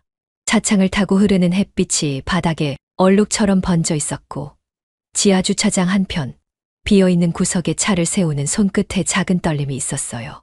멈춰진 엔진, 잔잔한 공기, 그리고 우리가 앉은 공간은 어떤 말보다 먼저 체온이 흘렀습니다. 지후는 창밖을 바라보며 아무 말 없었고 저 역시 조용히 안전벨트를 푸는 손이 조금씩 느려졌어요. 가까이 있지만 더 가까워지고 싶은 거리. 그게 오늘의 감정이었습니다. 형수님, 아니죠. 오늘은 그냥 나경 씨라고 부르면 안 될까요? 그 말에 피식 웃었지만 속은 편치 않았어요. 경계란 것이 애초에 있었던가 싶을 만큼 우리는 이미 너무 많은 걸 나눴거든요. 하지만 아직도 매번 이런 자리마다 스스로에게 묻습니다. 이게 정말 괜찮은 일인지, 되돌릴 수는 없는 건지, 그래도 몸이 먼저 움직이는 걸 보면 진심은 어쩔 수 없는 거겠죠. 지후 씨, 오늘은 그냥 말 없이 있어줘요. 아무 말 없이. 그는 말 대신 제 손목을 잡았고 그 순간 머릿속에 혼란이 사라졌어요. 뺨을 타고 흘러내리듯 하는 머리카락이 이마에 걸렸고 지우가 살며시 그것을 귀 뒤로 넘기며 속삭였습니다. 그 말, 오늘 하루만 믿을게요. 입술이 맞닿은 건 아주 천천히였어요. 조심스럽고 망설였고 그래도 결국은 닿았지요. 떨림이 입술 끝에 남았고 그의 손이 제 허벅지 위를 스치듯 얹혔을 땐 심장이 두근거리며 귓가를 울렸어요. 손목을 감싸던 온기가 더 깊은 곳으로 번져가고 있었고 그가 상의 단추를 천천히 풀어내며 말했어요.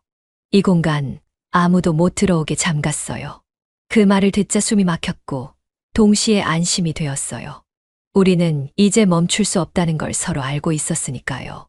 등받이에 기댄 제 등을 따라 손끝이 미끄러졌고 배꼽 근처까지 닿은 그 온기에 저도 모르게 숨을 삼켰습니다. 괜찮아요. 이젠 아무 말도 안 할게요. 말보다 눈빛이, 숨소리가 더 솔직했어요. 종아리부터 천천히 쓰다듬듯 올라오는 그의 손길에 저는 다리를 살짝 모은 채 고개를 떨궜습니다. 무릎 뒤를 타고 올라오는 숨결, 허벅지와 허리 사이 그 경계의 떨림이 고스란히 전해졌고 머릿속은 하얘졌어요. 그가 셔츠 자락을 걷어 올리며 말했습니다. 여기 이렇게까지 떨릴 줄은 몰랐어요.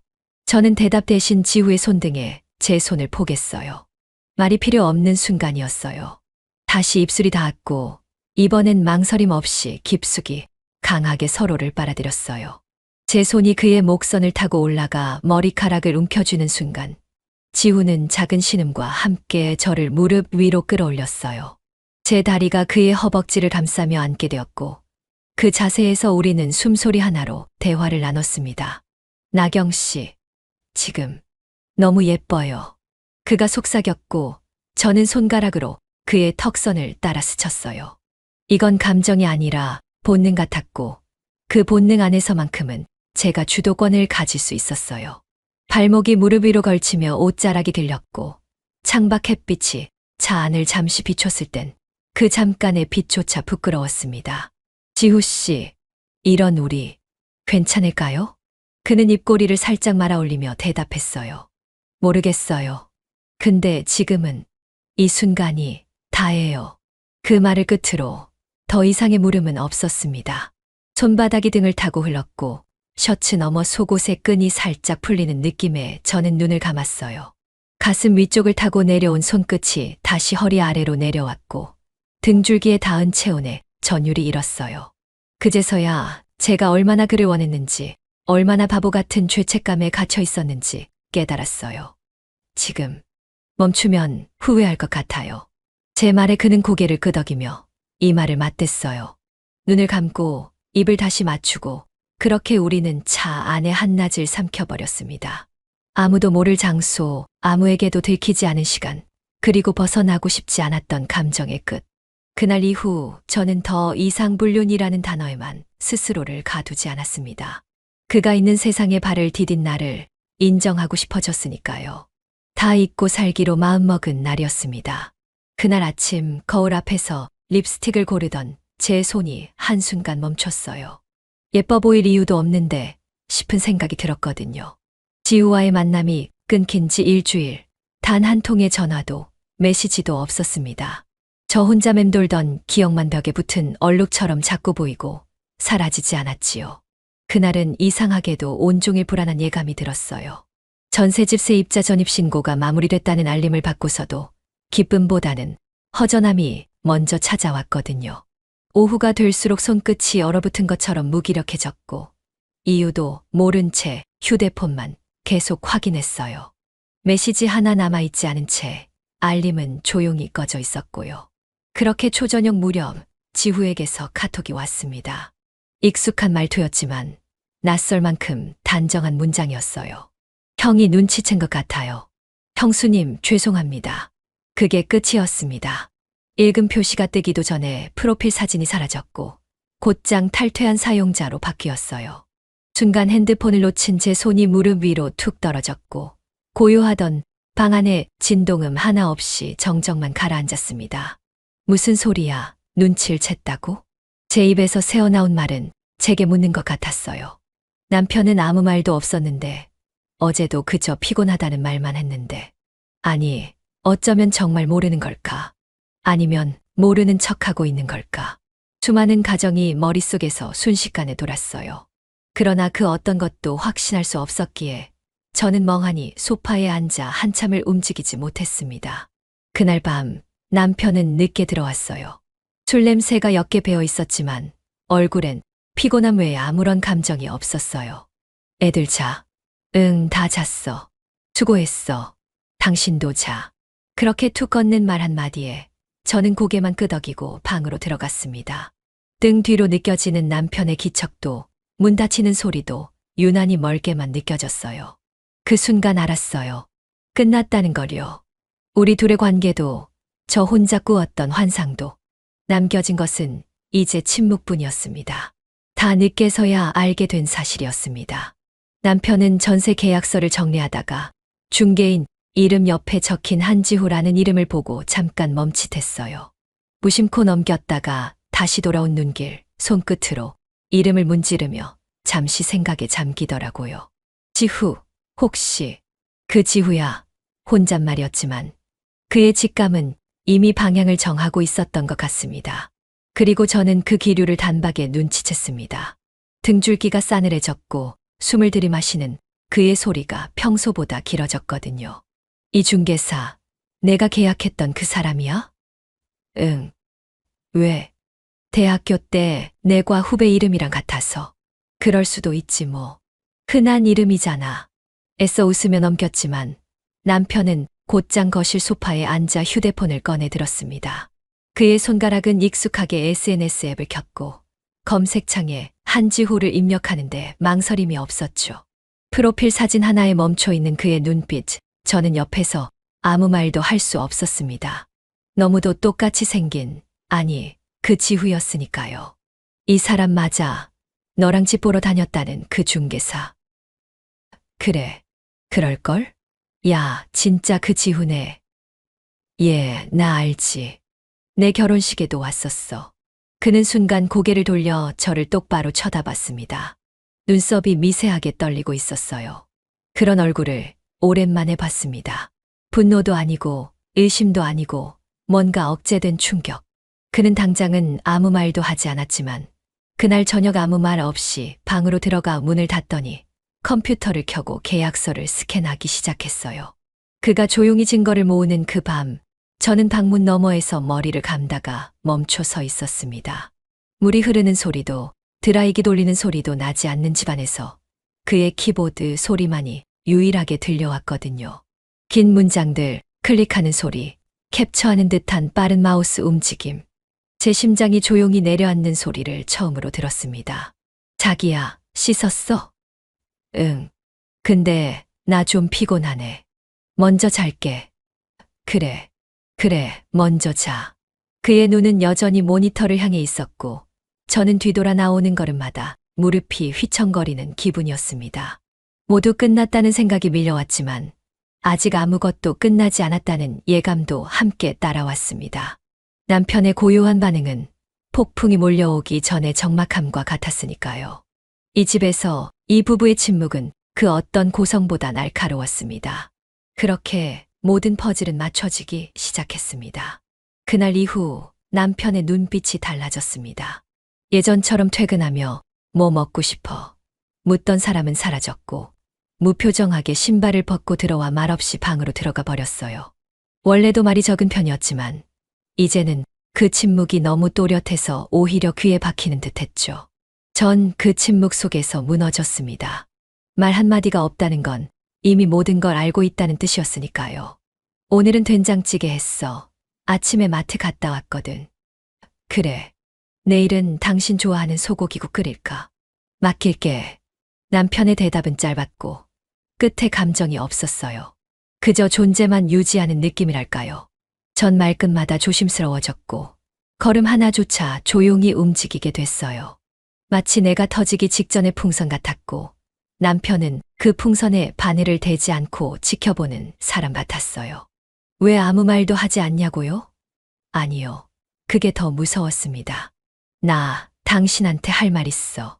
없어도 돼. 아니야. 이건 말해야 해. 미안해. 정말 미안해. 미안하단 말 지금 왜 하는데? 질문 같았지만 대답을 원하지 않는 말이었죠. 그건 지금 말하지 말라는 경고였고 나는 이미 알아라는 선언이기도 했어요.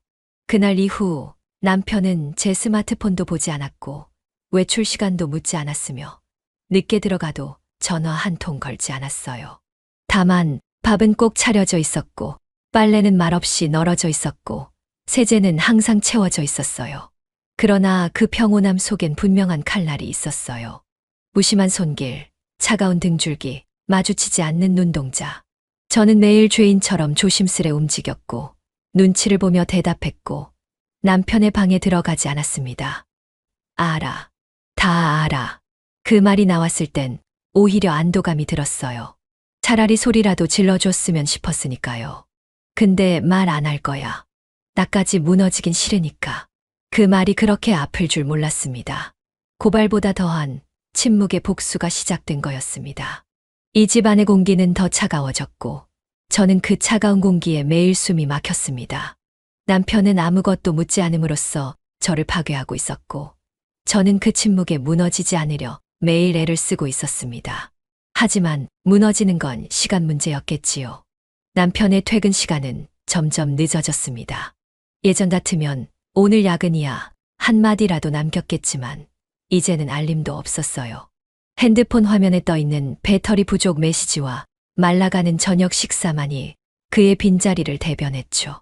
아침엔 말없이 나가고 밤엔 조용히 들어와 바로 방으로 사라지는 루틴. 그건 분명히 존재하지만 더 이상 같이 사는 관계는 아니었습니다. 가끔은 그의 양복에서 낯선 향이 느껴졌어요. 전에 쓰던 향수와는 다른 계열이었죠. 묻고 싶었습니다. 당신 누구 만나고 있어? 하지만 입술이 얼어붙은 듯 떨어지지 않았어요. 아니, 사실은 이미 대답을 알고 있었는지도 몰라요. 이젠 그 사람이 어디에서 무엇을 하든 저는 상관없는 존재가 되어 있었거든요. 오늘은 좀 일찍 왔네? 응. 밥 데워줄까? 됐어. 먹고 왔어. 문답은 이어지지 않았습니다. 밥상은 차려지지 않았고 그가 벗어놓은 외투 위로 저는 조심스럽게 담요를 얹었어요. 그게 저의 마지막 역할 같았거든요. 아내라는 단어는 이제 공기 중에만 남아 있었고 그 이름이 가리키는 실체는 점점 사라지고 있었어요. 나 그만두면 안 될까? 혼잣말처럼 내뱉었는데 대답은 없었어요. 나도 힘들어. 진짜 힘들어. 조용히 눈물이 났습니다. 무릎을 끌어안고 바닥에 기대 앉은 채 아주 오래도록 울었어요. 남편은 제 무너짐을 못 본 척했습니다. 아니, 아예 안 본 걸지도 몰라요. 그의 눈에는 더 이상 제가 들어오지 않는다는 걸 저는 알고 있었어요. 그렇게 우리는 무너지고 있었고 누가 먼저 손을 놓을지 기다리는 싸움이 계속되고 있었어요. 말이 없어도 이별은 시작됐습니다. 침묵으로 물든 방 안에서 저는 하루하루 희미해졌고 그는 점점 더 멀어졌습니다. 언제부터였을까? 그 사람에게 무관심이 이별보다 잔인한 방식이 되었다는 걸 알게 된 순간부터 저는 매일 밤 심장이 쪼그라드는 기분으로 살아야 했습니다. 집은 남았지만 가정은 어디로 사라진 걸까요? 돌이켜보면 이미 오래전부터 끝나 있었던 건지도 모르겠습니다. 제가 감당할 수 없는 관계였고 시작부터 틀린 걸 알면서도 미련을 버리지 못했어요. 그날도 그랬습니다. 지우와 마주친 날, 제 심장은 아직도 그를 기억하고 있었어요. 입술을 깨물며 돌아서야 했는데 제 발걸음은 엘리베이터 앞에서 멈춰버렸습니다. 어쩌면 그 순간부터 다시 무너지고 있었는지도 모르겠습니다. 형수님, 아니, 이제 그렇게 안 부를게요. 나경씨, 지하주차장 한켠, 폐쇄된 상가, 옆 부석진 주차라인. 낮이었지만 사람 그림자 하나 없었고 조용한 그곳엔 엔진 소리도 들리지 않았어요. 지우가 탄 SUV 뒷문이 열렸고 아무 말 없이 그 차 안으로 들어가는 나를 바라보는 그의 눈엔 애틋함보다도 갈증 같은 게 숨어 있었어요. 왜요? 갑자기 제가 묻자 그는 대답 대신 제 손등에 입을 맞췄습니다. 느닷없는 입맞춤, 차가운 손바닥에 닿는 뜨거운 입술. 순간 심장이 덜컥 내려앉았어요. 피해야 한다는 걸 알았지만 그 감촉이 전보다 더 익숙해진 내 피부는 그대로 붙잡혀버렸죠. 마지막일지도 몰라서요. 그냥 오늘까지만. 지우는 천천히 제 허리를 감싸며 자신 쪽으로 이끌었고 등받이에 등을 댄 제게 조심스레 몸을 기대었습니다. 가느다란 손가락이 머리카락을 넘기고 귓불을 살짝 스쳤을 때 저는 그 손길이 미웠지만 그리웠어요. 턱선 아래 목선을 따라 내려온 그의 입술이 쇄골 끝자락에 닿자 억눌렀던 숨소리가 무너져 나왔습니다. 미안해요. 저 아직 끝내지 못했어요. 그가 말했을 때 저는 대답 대신 그의 셔츠 단추를 움켜쥐었습니다. 한 개, 두 개. 단추를 끌어내릴수록 제 안의 이성도 함께 무너졌고 그 순간 제 치마 자락이 무릎 아래로 흘러내렸습니다. 지우의 손은 허벅지를 타고 무릎 뒤쪽까지 미끄러졌고 그 손끝이 스타킹 위로 올라올 땐 심장이 고막까지 쿵쾅거렸어요. 형수님이 아니었으면 좋겠어요. 그냥 나경 씨였으면. 그 말에 입술이 닿았고 이번엔 피하지 않았습니다. 입맞춤은 깊었고 입안의 온기와 손끝의 미열이 동시에 번져나갔습니다. 그의 손이 등허리를 따라 올라오다 등줄기를 쓸었고 저는 그 순간 다시는 이 사람을 외면하지 못할 것 같았어요. 엉덩이를 감싸며 바짝 당겨 앉히는 그 움직임에 차의 서스펜션이 미세하게 흔들렸고 하이힐이 바닥에 또각 떨어졌을 때 신발이 아니라 제 마음이 벗겨지는 것 같았죠. 하지만 지우 씨, 그만해요. 숨소리마저 떨리던 그 순간 저는 손으로 그의 가슴을 밀었습니다. 셔츠 사이로 닿는 맨살, 그 온기를 부정하면서도 오래 눌러 있었죠. 밀쳐내는 건 아니었고 안기지도 않은 채 그대로 시간을 멈추듯 버텼습니다. 왜요? 오늘까지만이라면서요. 그런 말 하면 안 돼요. 우리 이미 많이 망가졌어요. 지우의 손이 멈췄고 그의 숨소리도 서서히 가라앉았습니다. 조용한 차 안, 우리가 그렇게 어정쩡하게 껴안은 채 멈춘 건 육체가 아니라 마음 때문이었어요. 그날 이후 저는 알게 됐습니다. 선을 넘는 것보다 돌아서는 게 더 아픈 일이란 거요. 고개를 떨군 지우가 묻지 않아도 저는 문을 열고 나왔습니다. 바람이 스쳤고 허벅지에 남아있던 그의 체온이 빠르게 식어갔습니다. 돌아보지 않았고 그도 창문을 열지 않았어요. 그렇게 우리는 아무 말 없이 다시 끝났습니다. 그날 저는 처음으로 진심으로 후회했습니다. 돌이킬 수 없는 감정을 너무 멀리 가져와 버렸다는 거요. 다시는 같은 실수를 하지 않겠다고 그제야 조용히 다짐했습니다. 이제 집은 완성되었습니다. 옷장이 들어오고 식탁이 자리를 잡고 침대 머리맡엔 간접 조명이 켜졌습니다. 바닥에 널려있던 박스들도 모두 사라졌고 커튼은 햇살을 부드럽게 걸러내며 거실 한편에 놓인 화분조차 제자리를 찾은 듯 조용히 숨쉬고 있었어요.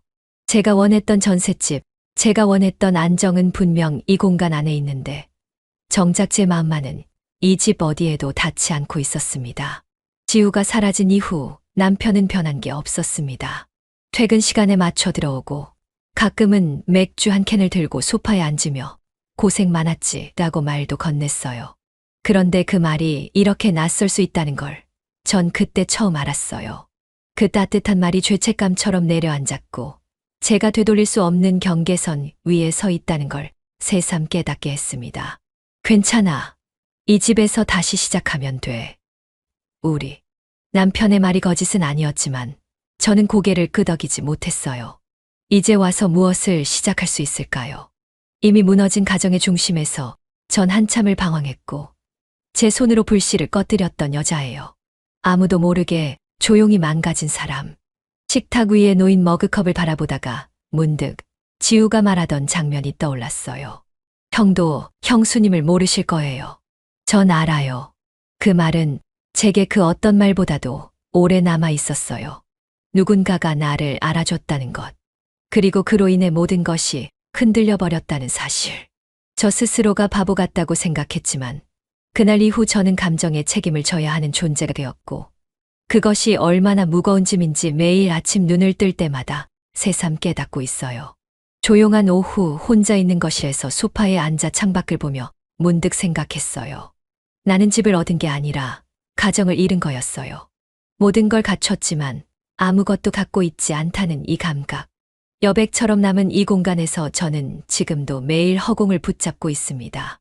누군가의 체온이 아니라 제 마음의 중심을 다시 데우기 위해서라도 이제는 진심으로 후회하고 또 반성해야 할 시간입니다. 사람은 실수합니다. 하지만 실수 위에 다시 실수를 얻는 순간 그것은 파괴가 되고 말아요. 전 지금이라도 늦지 않기를 바라고 있어요. 이 집에서 다시는 경계를 넘지 않고 단 한 번이라도 제 선택에 책임을 다하는 사람이 되고 싶습니다. 그래서 오늘은 이렇게 말해봅니다. 이 집은 텅 비었지만 다시 채워갈 수 있기를 바랍니다. 나 자신으로부터.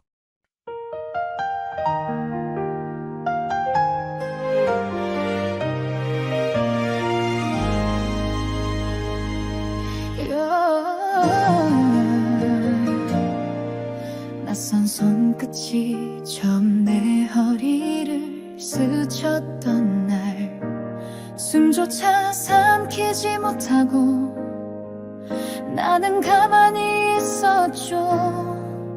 그건 실수였다고 내 안에서 외쳤지만 입술은 떨리면서도 그 사람을 더 원했어요. 사랑이면 안 되는 걸 누구보다 내가 잘 알죠. 근데 왜 그 순간에 나 거부하지 못했을까요? 사랑이었다 틀림없이 그날의 체온 그날의 입맞춤 서툴지만 애틋했던 그 사람의 두 손이 아직도 내 허벅지를 기억해요. 잘못이란 걸 알아도 난 거기서 벗어나질 못했죠. 그게 사랑이었기를 그 사람도 날 원했기를.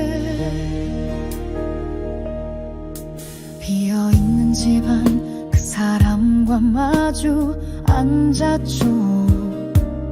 커피 대신 와인 한 모금 그리고 정적 속 눈빛 속삭이듯 말했죠. 형수님 웃는 거 예뻐요. 그 말에 난 스르르 셔츠 끝을 풀었어요.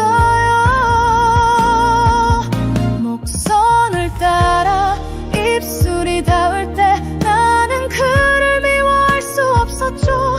등줄기를 타던 손길 벗어나는 건 이제 나 자신에게 미안했어요.